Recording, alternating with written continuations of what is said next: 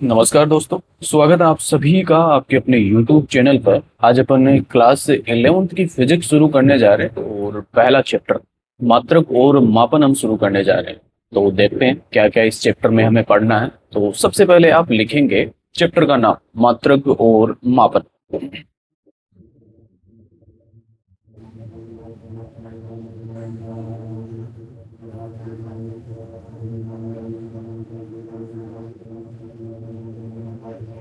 मात्रक और मापन।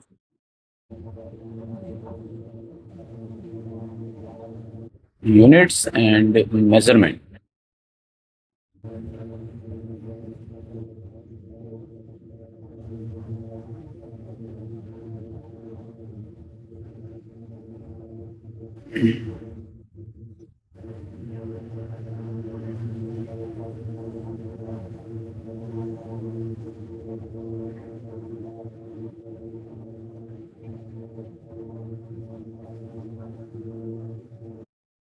ये क्लास 11th का पहला ही चैप्टर है जो हमें पढ़ना है। लेकिन चैप्टर शुरू करें उससे पहले, क्योंकि अभी आप क्लास 11th में आए ही हो, तो भौतिकी क्या होती है, इस सब्जेक्ट में क्या पढ़ा जाता है और चीजों को किस तरीके से पढ़ा जाता है, थोड़ी सी चर्चा अपन कर लेते हैं और उसके बाद अपना चैप्टर शुरू करेंगे। हालांकि एक दो दिन चलेगी ये चर्चा, काफी कुछ आपको समझने को मिलेगा। तो जैसा मैं लिखवाता हूँ आपको वैसा लिखते चलना, और जो मैं समझाता हूँ उसे एकदम अच्छे से आपको समझते हुए चलना है। तो अभी अपन समझते हैं भौतिकी है क्या। तो जिस तरीके से मैं लिख रहा हूँ उसे आपको लिखना है।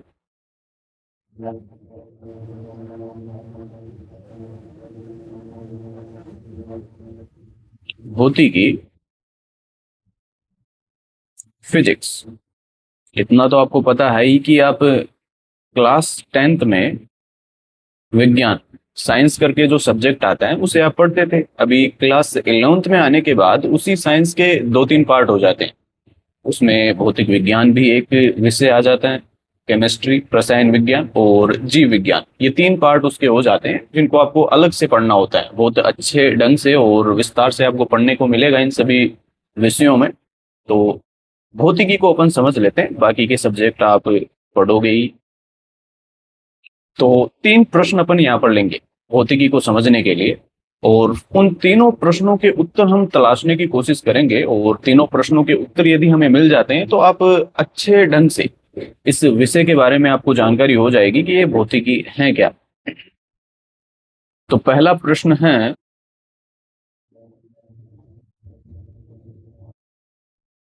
भौतिकी क्या है। और जिस तरीके से मैं लिख रहा हूं आपको उसी तरीके से लिखना है, नोट्स में साथ के साथ बनवाते चलूंगा। पहला प्रश्न भौतिकी क्या है, दूसरा प्रश्न भौतिकी क्यों पढ़ते हैं,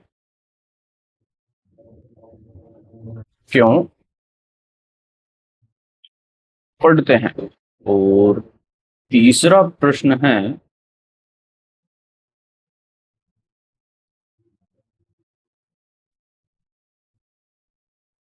भौतिकी को कैसे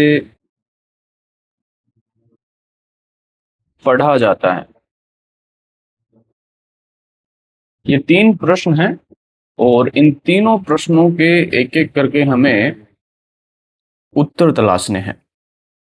भौतिकी क्या है, यहां पर हम चर्चा करेंगे परिभाषा की, कि इस सब्जेक्ट की परिभाषा क्या है।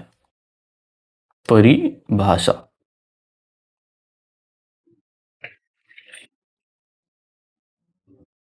डेफिनेशन। भौतिकी क्यों पढ़ते हैं, इसमें हम बात करेंगे उद्देश्य की। भाई कोई भी सब्जेक्ट पढ़ा जाता है तो उसका कुछ ना कुछ उद्देश्य होगा। तो क्या उद्देश्य है भौतिकी पढ़ने का, द पर्पस। और तीसरा प्रश्न है, भौतिकी को कैसे पढ़ा जाता है। इसमें एक विधि है जो हमें पढ़नी है, वैज्ञानिक विधि, साइंटिफिक मेथड, उसकी चर्चा हम करेंगे। वैज्ञानिक विधि। हो सकता है आपके सिलेबस में ये दिया हुआ ना हो, लेकिन क्योंकि सब्जेक्ट अपन पढ़ रहे हैं तो बिल्कुल शुरू से ही अपन शुरू करते हैं। The scientific method.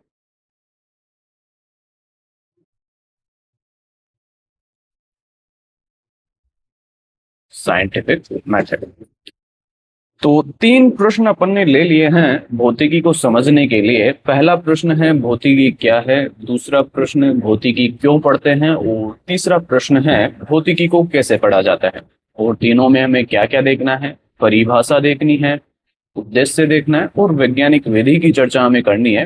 तो अब आ जाते हैं अपन पहले प्रश्न पर, भौतिकी क्या है। तो ये चार्ट बनाने के बाद आप नीचे लिखोगे question 1। Question 1,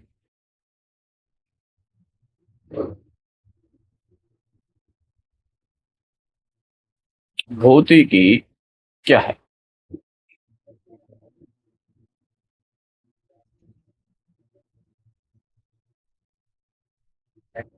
what is physics. शुरुआती एक दो जो लेक्चर हैं उसमें समझाने का ज्यादा कुछ है नहीं, लिखवाने का बहुत कुछ है, तो वो आपको लिखते रहना है। समझाने की भी कुछ कुछ चीजें आएगी जो मैं समझाता रहूंगा आपको। तो पहला प्रश्न अपन ने ले लिया है भौतिकी क्या है। इसमें सबसे पहले हम बात कर लेते हैं, शब्द को ही समझ लेते हैं एक बार।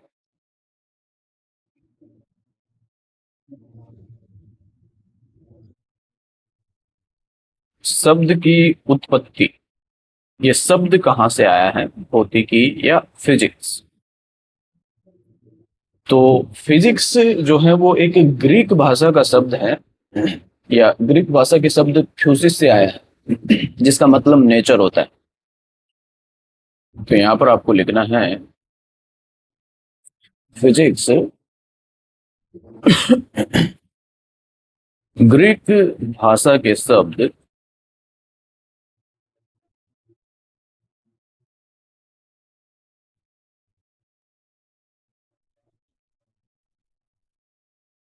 फ्यूसिस से आया है,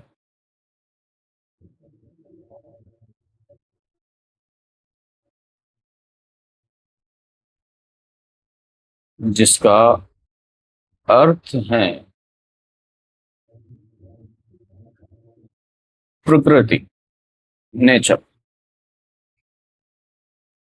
और प्रकृति या नेचर शब्द का क्या मतलब है, अभी नीचे समझेंगे इसे भी।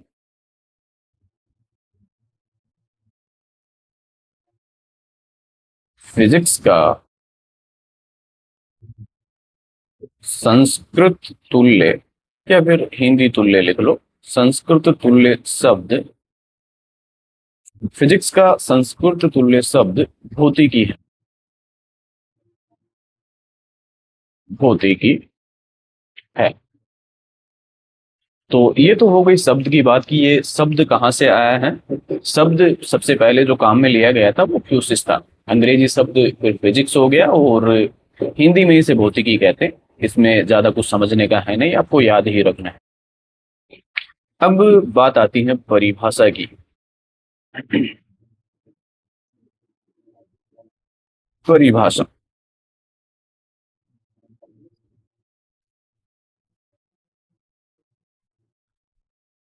डेफिनेशन। भाई यही तो अपन ने बात करी थी, पहला प्रश्न भौतिकी क्या है, उसमें हम परिभाषा देखेंगे भौतिकी की। दूसरे प्रश्न में उद्देश्य, और तीसरे में वैज्ञानिक विधि। तो परिभाषा की बात अपन कर लेते हैं। मैं परिभाषा लिखता हूँ और उसके बाद अपन समझते हैं परिभाषा को।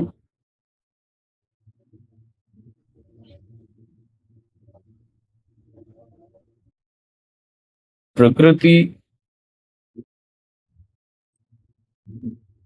प्राकृतिक घटनाओं और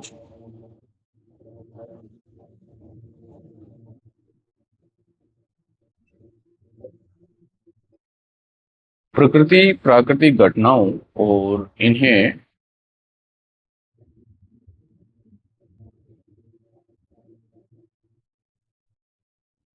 नियंत्रित करने वाले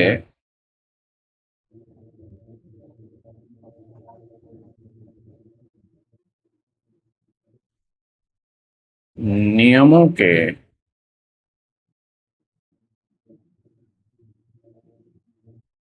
अध्ययन को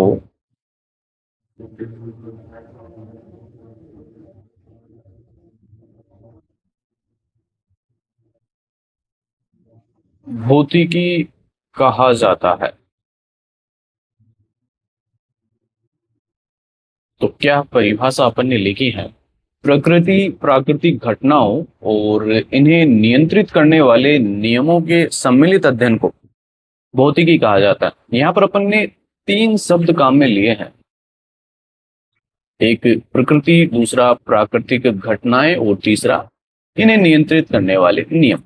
इन तीन शब्दों को यदि अपन समझ लेते हैं तो ये जो परिभाषा अपन ने लिखी है भौतिकी की, वो परिभाषा हमें समझ आ जाएगी। प्रकृति शब्द ऊपर भी आ गया था, तो एक एक करके इनको समझते हैं और फिर से अपन परिभाषा पर आ जाएंगे। इन शब्दों को यदि अपन समझ लेते हैं तो परिभाषा अपने आप हमें समझ आ जाएगी। तो सबसे पहले आप हेडिंग डालोगे, एक छोटी सी हेडिंग, प्रकृति, स्टार लगा करके इस शब्द को अपन समझ लेते हैं कि प्रकृति है क्या। नेचर। तो सबसे पहले यदि प्रकृति शब्द की यदि हम बात करें तो प्रकृति शब्द जैसे ही हमारे सामने आता है तो हमारे मन में एक ऐसी छवि बनने लगती है, नदी, पहाड़, झरने, जीव जंतु, पशु पक्षी, जानवर, कुछ इस तरह की। लेकिन फिजिक्स में प्रकृति शब्द का मतलब इतना सीमित नहीं है। प्रकृति शब्द का मतलब है फिजिक्स में ये संपूर्ण फैलाव, जो भी विस्तार आपको दिख रहा है, ये पूरा ब्रह्मांड। तो संपूर्ण ब्रह्मांड से इसका अर्थ है प्रकृति का, जो भी कुछ आपको दिख रहा है। तो यहां पर आप लिखोगे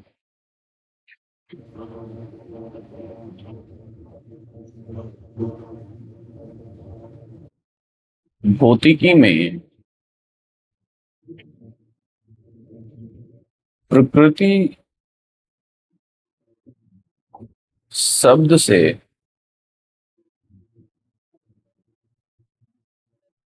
आशय हैं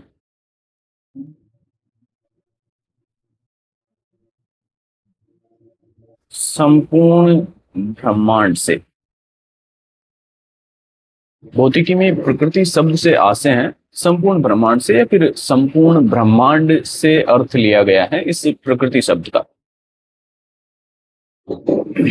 दूसरा शब्द प्राकृतिक घटनाएं, तो इसे भी अपन लिख लेते हैं, लेकिन उससे पहले प्रकृति को थोड़ा और अपन विस्तार से समझते हैं। यदि हम इस ब्रह्मांड को बांटना चाहे, इस ब्रह्मांड में मौजूद हर एक वस्तु को, तो दो भागों में बांट सकते हैं, एक द्रव्य और दूसरी ऊर्जा। मुझे पता है आपने नहीं पढ़ा है, ये शब्द आपके लिए नए हैं, लेकिन क्लास 11th और 12th की फिजिक्स जब अपन पढ़ लेंगे तो ये सभी कुछ हमारे सिलेबस में आ जाती है। तो धीरे धीरे करके आपको जानने को मिलेगा ये सभी चीजें, लेकिन शुरू तो करना ही पड़ेगा हमें। तो एक एक करके मैं लिखता हूँ, जैसे जैसे शब्द आते जाएंगे हम इनको समझते चलेंगे। तो यहाँ पर आगे लिखना है आपको,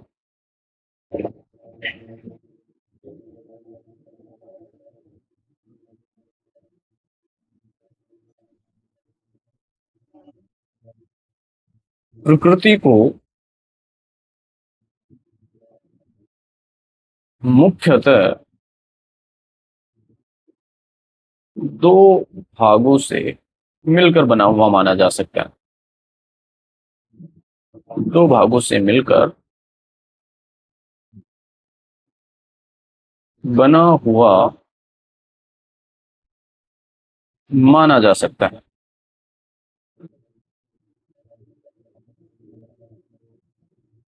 ये जो प्रकृति हमें नजर आ रही है, ये जो संपूर्ण ब्रह्मांड हमें नजर आ रहा है, इस ब्रह्मांड में मौजूद सभी वस्तुओं को यदि हम देखें तो मुख्यतः दो भागों में हम उन्हें वर्गीकृत कर सकते हैं।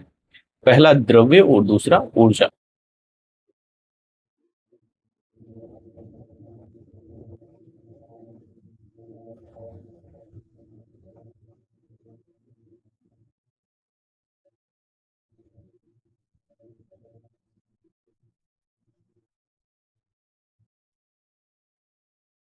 पहला द्रव्य, मैटर। अभी समझते हैं अपन इनको। और दूसरा है ऊर्जा, एनर्जी।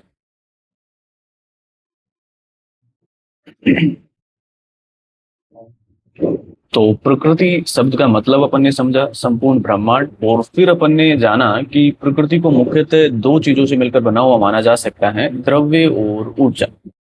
अब आपको लिखना है द्रव्य क्या होता है, वो अपन समझेंगे। द्रव्य, मैटर।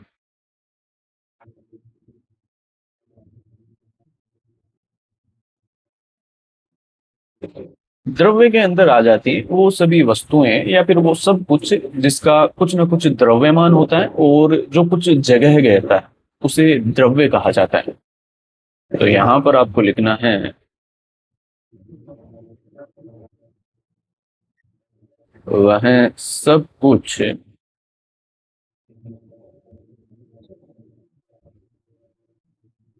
जिसका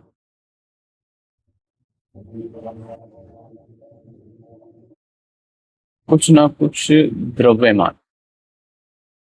अभी द्रव्यमान भी आपके लिए एक नया शब्द है, तो इनको देख करके आपको घबराने की जरूरत नहीं है, क्योंकि अभी अपन ने फिजिक्स पढ़ना शुरू ही किया है और मुझे कहीं से तो शुरू करना था। इस वजह से बहुत सारे शब्द आपको नए दिख रहे हैं, लेकिन जैसे जैसे हम आगे बढ़ेंगे इनको समझते चलेंगे। चैप्टर में जैसे ये आएंगे हमारे सामने हम इनको विस्तार से बिल्कुल समझते हुए आगे बढ़ेंगे।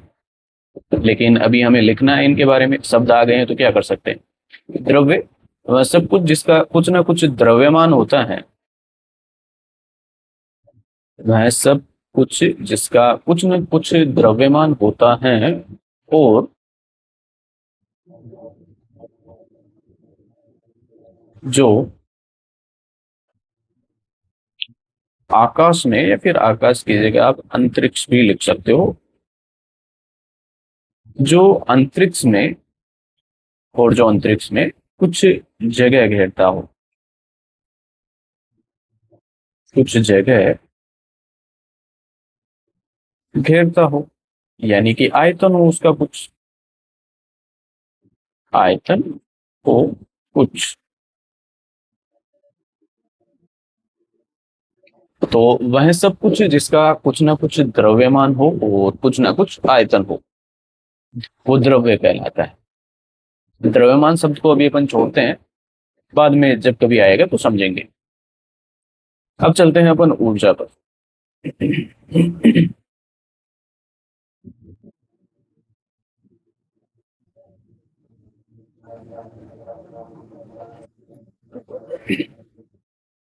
जितना मैं समझा रहा हूँ उतना अभी आपको समझना है, और ये जो चीजें मैं लिखवा रहा हूँ ये जरूरी है, जो आगे टॉपिक आएंगे उनको समझाने के लिए जरूरी है, इस वजह से लिखवानी पड़ रही है। ऊर्जा क्या है, इसकी भी डेफिनेशन लिख ही लो आप। ऊर्जा वह अदृश्य शक्ति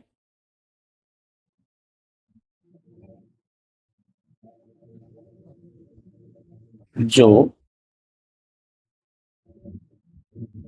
कार्य करने की क्षमता रखती हो, क्षमता रखती हो, ऊर्जा कहलाती है। ऊर्जा कहलाती है। ये क्या डेफिनेशन मैंने लिखी है आपको समझ नहीं आई होगी, अभी समझने की ज्यादा जरूरत है भी नहीं आपको, बाद में जब आएंगी ये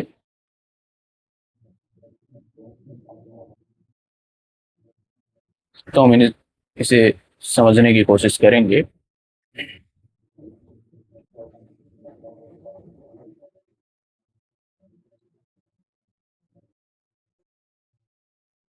इनके एग्जाम्पल भी अपन लिख लेते हैं एक बार।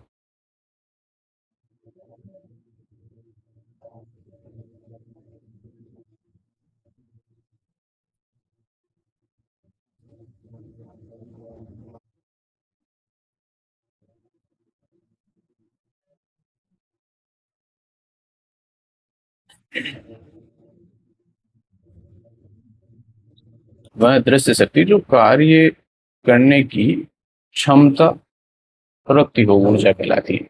द्रव्य के अपन उदाहरण ले लेते हैं।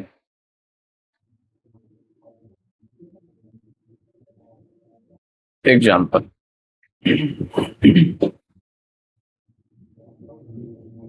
जैसे पानी, हवा, पत्थर, लकड़ी, और भी कुछ इसी तरह की चीजें। और ऊर्जा के उदाहरण हैं प्रकाश ऊर्जा। ये जो प्रकाश आपको आता हुआ दिखता है वो एक तरह की ऊर्जा है, प्रकाश ऊर्जा। दूसरा, ध्वनि ऊर्जा, जो ध्वनि आप सुनते हो वो भी एक तरह की ऊर्जा है। और तीसरा, विद्युत ऊर्जा, चुंबकीय ऊर्जा,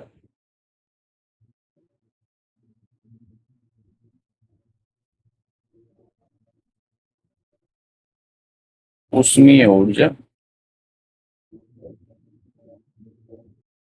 उष्मीय ऊर्जा या ऊष्मा ऊर्जा आदि। इनके बारे में आगे पढ़ेंगे अपन, जैसे जैसे चैप्टर में आती जाएगी। तो दो चीजों में अपन ने बांटा इस नेचर को, इस प्रकृति को, और वो दो चीजें हैं द्रव्य और ऊर्जा। जो भी चीजें दिखाई देती हैं आपको, इस पूरे ब्रह्मांड को ही अपन दो चीजों में बांट सकते हैं, द्रव्य और ऊर्जा के अंदर। इनके अलावा तीसरे भाग में बांटने की जरूरत नहीं है, जो भी कुछ है वो इन दो पार्ट में आ जाता है। ठीक है, प्रकृति शब्द अपन ने समझ लिया। अब दूसरे शब्द पर चलते हैं जो कि है प्राकृतिक घटना। ये क्या होता है? एक और हेडिंग डाल दो छोटी सी, प्राकृतिक घटना। प्राकृतिक घटना।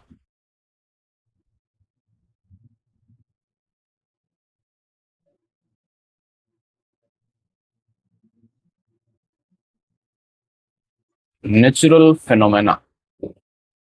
समझते हैं इसे भी। प्राकृतिक घटना क्या होती है? प्रकृति में समय के साथ जो भी परिवर्तन होता है उसे प्राकृतिक घटना कहा जाता है। क्या मतलब इस लाइन का, अभी समझते हैं। पहले आप डेफिनेशन लिखोगे इसकी।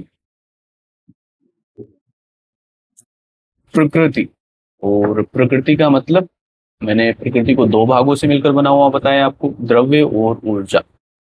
तो यहाँ कोष्टक में आप लिखोगे द्रव्य और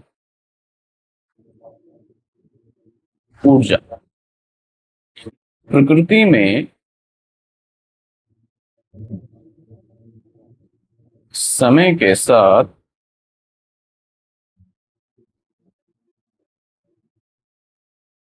जो भी परिवर्तन या हलचल होती हैं, जो भी परिवर्तन या हलचल होती हैं,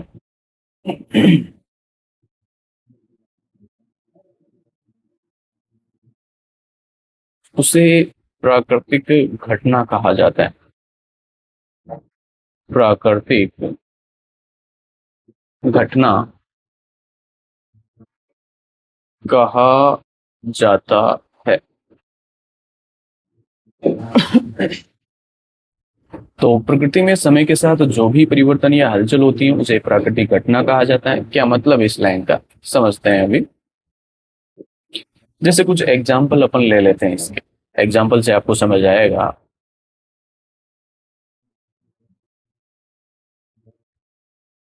पहला एग्जाम्पल, किसी वस्तु का, वस्तु छोड़ो आप,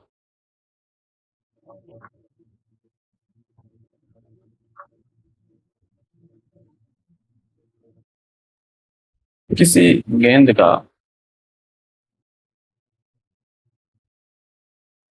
ऊपर से नीचे गिरना, ऊपर से नीचे गिरना। अब यहाँ पर ये जो मैंने लिखा है गेंद, ये क्या है? इसका द्रव्यमान होता है कुछ ना कुछ, तो ये द्रव्य है। आयतन भी होता है इसका कुछ, द्रव्यमान और आयतन होता है इसका। तो मतलब ये एक द्रव्य है, और यहाँ पर अपन बात कर रहे हैं कि किसी गेंद का ऊपर से नीचे गिरना। गेंद ऊपर से नीचे गिरेगी तो कुछ परिवर्तन हो जाएगा। क्या परिवर्तन हुआ? इसकी ऊंचाई में परिवर्तन हो गया। पहले ऊंचाई इतनी थी, मान लो 100 मीटर थी। तो अब ये धरातल पर पहुंच गई है। ऊंचाई धरातल के सापेक्ष इसकी हो गई है 0। तो ऊंचाई में परिवर्तन हुआ है, और यही अपन ने लिखा है यहाँ पर परिभाषा कि प्रकृति में समय के साथ जो भी परिवर्तन आता है, तो प्रकृति में यहाँ पर समय के साथ परिवर्तन आया। गेंद क्या है? एक तरह से प्रकृति का हिस्सा ही है, और इसमें समय के साथ परिवर्तन आया है। इसकी ऊंचाई में परिवर्तन आया है। किसी भी तरह का परिवर्तन हो सकता है। यहाँ पर अपन ने एक ऊंचाई में परिवर्तन ले लिया है। इसके अलावा भी किसी और प्रकार का परिवर्तन हो सकता है, जैसे गेंद के तापमान में कोई परिवर्तन हो जाए, गेंद के द्रव्यमान में कोई परिवर्तन हो जाए, गेंद के रंग में परिवर्तन हो जाए। जैसा भी हो, परिवर्तन होना चाहिए, वो जरूरी है। यदि समय के साथ परिवर्तन होता है तो वो प्राकृतिक घटना कहलाएगी।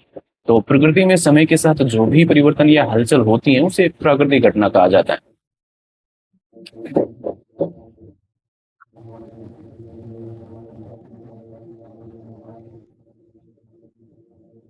इसी तरह से और उदाहरण अपन ले सकते हैं। दूसरा उदाहरण, ग्रहों का सूर्य के चारों ओर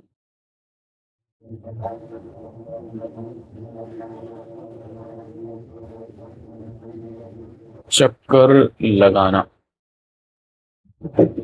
पहला उदाहरण, किसी गेंद का ऊपर से नीचे गिरना। दूसरा उदाहरण, ग्रहों का सूर्य के चारों ओर चक्कर लगाना। ये भी एक प्राकृतिक घटना है। ग्रह क्या है? द्रव्यमान तो होगा ही, उसका कुछ आयतन भी होता है, उसका कुछ, और परिक्रमा कर रहा है। जैसे यहाँ पर मैं एग्जांपल लूं, ये सन है, और सन के चारों ओर अर्थ परिक्रमा कर रही है, कुछ इस तरह से। अर्थ का द्रव्यमान है कुछ ना कुछ, और आयतन है इसके पास कुछ। तो ये द्रव्य है एक तरह से, और द्रव्य है तो प्रकृति है। इसकी स्थिति में परिवर्तन होगा। अभी ये यहाँ पर है, चक्कर लगा करके कभी यहाँ पर पहुंच जाएगी और कभी यहाँ पर। तो स्थिति लगातार बदल रही है, तो स्थिति में परिवर्तन हो रहा है। और परिवर्तन की ही अपन बात कर रहे हैं कि यदि परिवर्तन होता है प्रकृति में, जो कि यहाँ पर अर्थ की अपन ने बात की कि वो प्रकृति का ही हिस्सा है, तो यदि परिवर्तन होता है तो वो प्राकृतिक घटना कहलाएगी।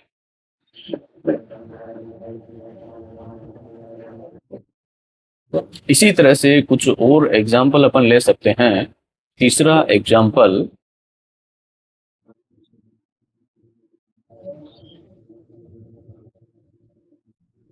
पानी का गर्म होकर भाप में बदलना।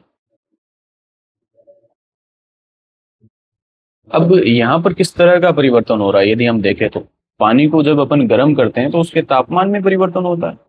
परिवर्तन तो हो ही रहा है ना उसमें। तो परिवर्तन यदि हो रहा है तो फिर वो प्राकृतिक घटना है। इसी तरह से और भी उदाहरण ले सकते हैं अपन, जैसे इंद्रधनुष का बनना।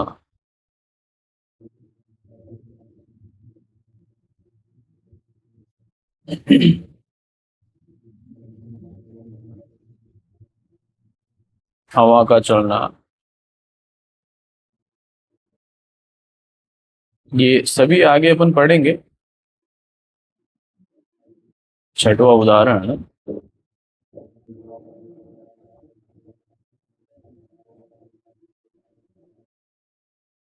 लोहे को गर्म करने पर उसका लाल हो जाना।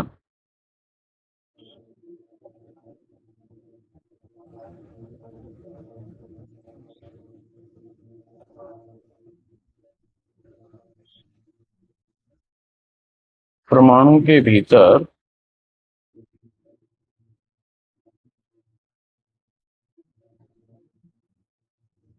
इलेक्ट्रॉन का एक कक्षा से दूसरी कक्षा में जाना।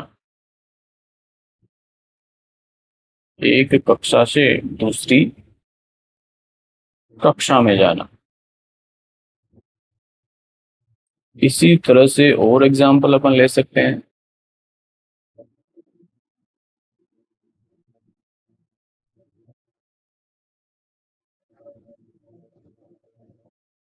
हीरे का चमकना। तो प्रकृति प्राकृतिक घटना, इन दोनों को अपन ने समझ लिया है। तीसरा शब्द बचा है इन्हें नियंत्रित करने वाले नियम, और उससे क्या मतलब है हमारा, इसकी चर्चा हम अगले लेक्चर में करेंगे। तो आज का लेक्चर तो अपन फिलहाल यहीं पर समाप्त करते हैं, मिलते हैं अगले लेक्चर में। धन्यवाद।